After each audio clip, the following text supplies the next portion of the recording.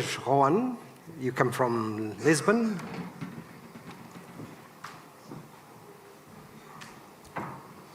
Muito obrigado, boa tarde a todos e todas. Eu vou pedir permissão para usar a mais bela língua do mundo, que é o português, obviamente. Muito obrigado. Eu sabia que alguém ia gostar dessa ideia.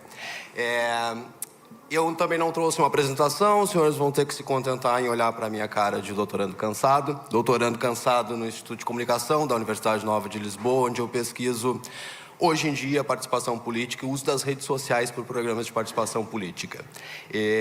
Em 2015, quando eu vim a Lisboa pela primeira vez para estudar o mestrado, eu comecei pesquisando o uso do Twitter pelos políticos. Em 2016 aconteceu Trump, depois aconteceu Bolsonaro, etc.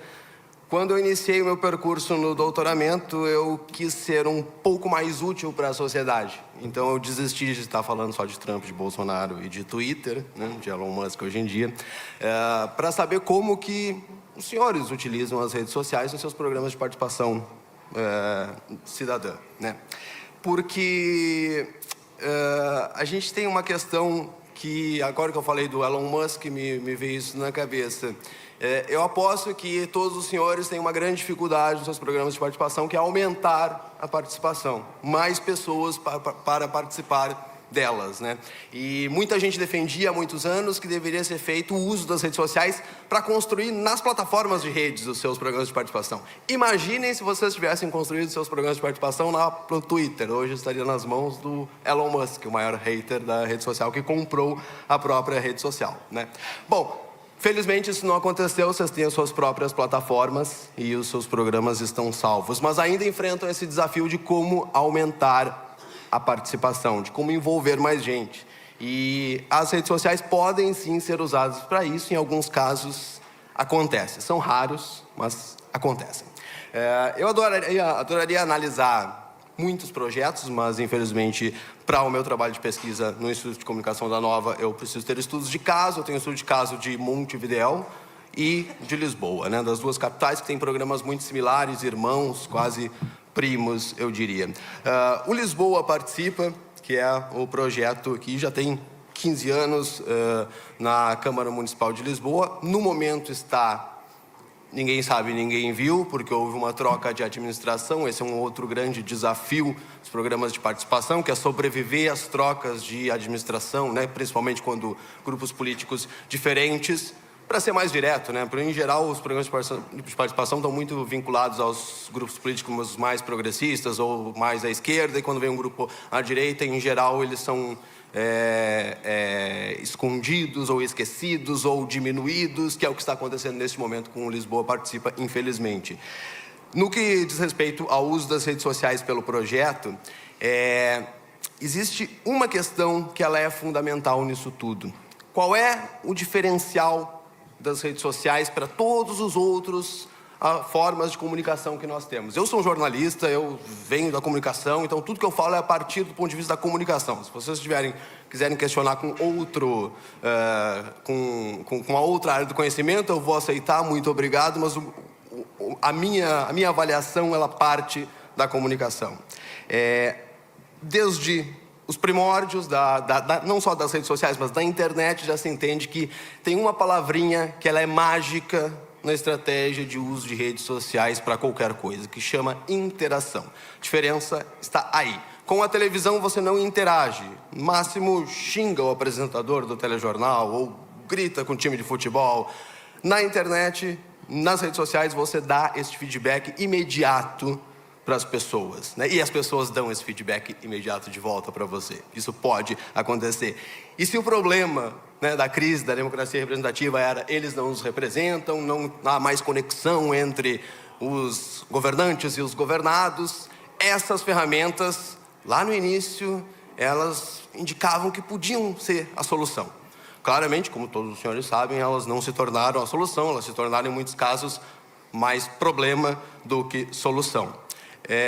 Isso tem a ver com um pouco de dificuldade do manejo do uso das redes sociais por muitos governos? Sim, também tem a ver. Tem a ver com as questões intrínsecas da própria rede? Sim, também tem a ver.